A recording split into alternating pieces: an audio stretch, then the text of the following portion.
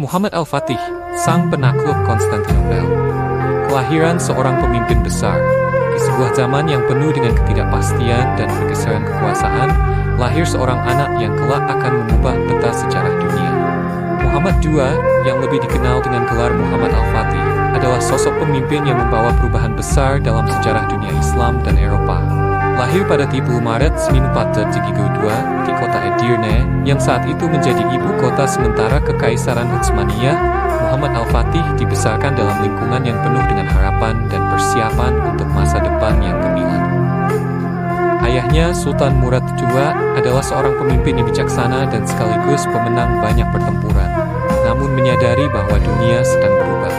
Tuntutan zaman meminta adanya pemimpin muda yang mampu membawa kejayaan baru bagi Kekaisaran Utsmaniyah.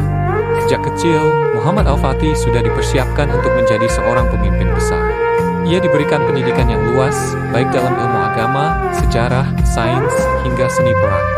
Keinginan untuk menaklukkan Konstantinopel, ibu kota Bizantium yang merupakan simbol dari peradaban Romawi Timur, telah menanamkan benih impian besar dalam dirinya.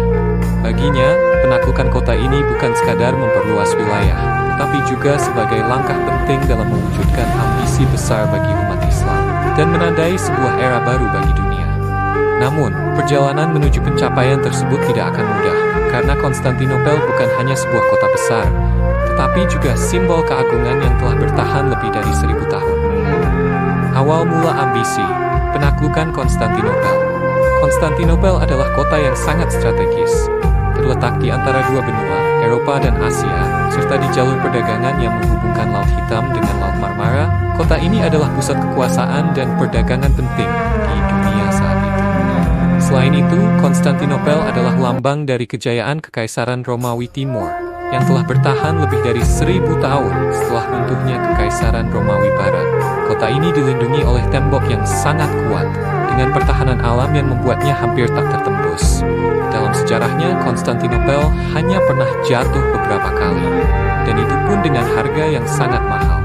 Bagi Muhammad Al-Fatih, Konstantinopel adalah tantangan terbesar yang harus dihadapi untuk membuktikan bahwa umat Islam memiliki tempat yang tak tergoyahkan di dunia. Ayahnya, Sultan Murad II, sebelumnya sudah mencoba untuk menyerang kota itu, namun gagal. Namun, saat Murad II mengundurkan diri dan menyerahkan takhta pada Muhammad Al-Fatih pada tahun 1444, ambisi untuk menaklukkan Konstantinopel semakin membara dalam diri sang pemimpin muda. Pengepungan Konstantinopel, menang atau mati. Pada bulan April 1453, setelah mempersiapkan segala sesuatu dengan teliti, Muhammad Al-Fatih memulai pengepungan terhadap Konstantinopel. Tentara Utsmaniyah yang berjumlah sekitar 80.000 orang menghadapi pasukan Bizantium yang jumlahnya hanya sekitar 7.000 hingga 10.000 orang, yang sebagian besar adalah tentara yang sudah tua atau tidak terlatih.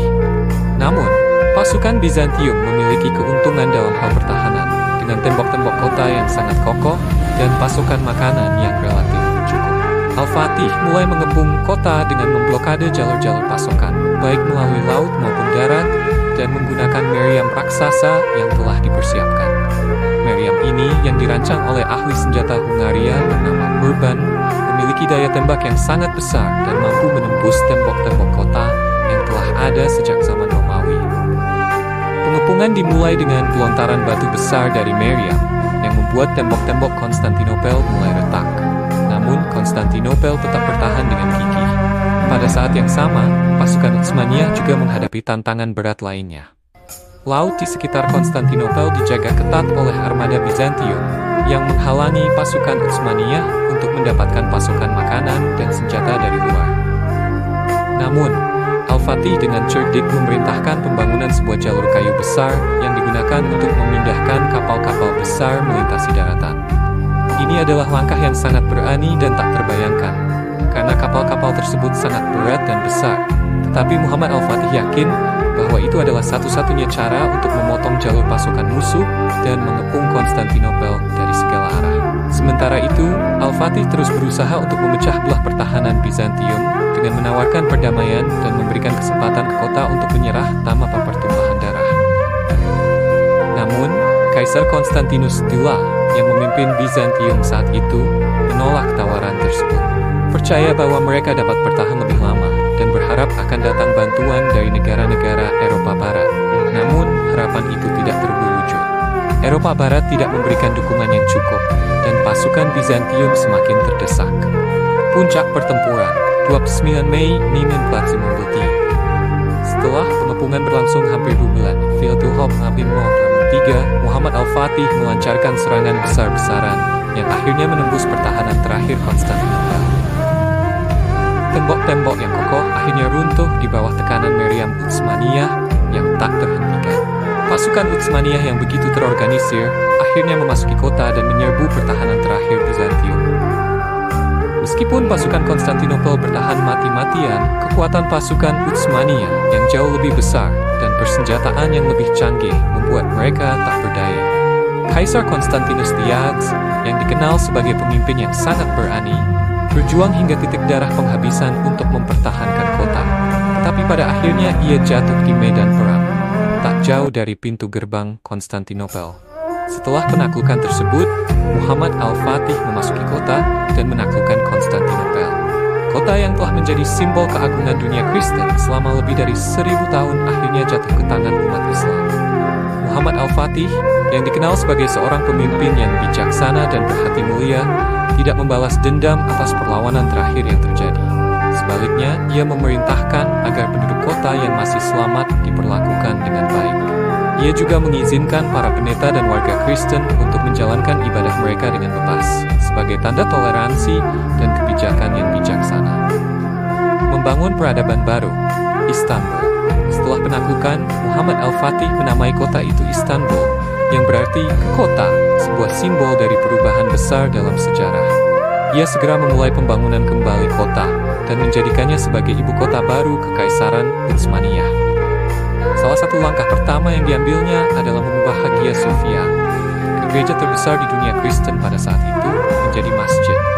Hal ini menjadi simbol kemenangan Islam atas Kristen di wilayah tersebut dan menunjukkan transformasi besar yang terjadi di kota tersebut.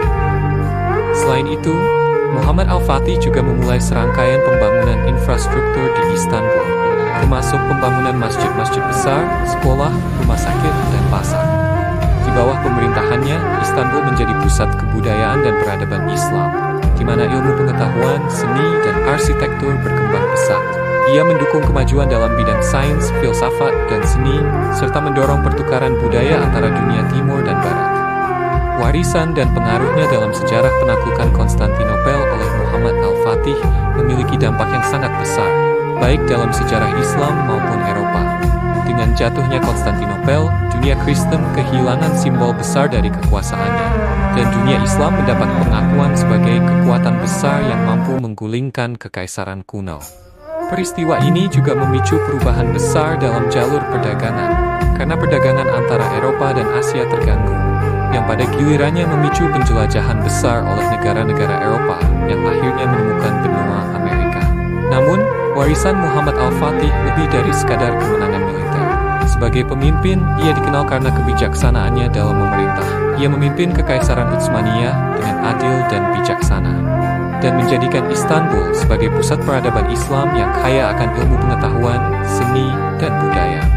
Muhammad Al-Fatih meninggalkan jejak yang mendalam dalam sejarah, tidak hanya sebagai penakluk, tetapi juga sebagai pembangun peradaban yang memberi dampak besar bagi dunia selama berabad-abad.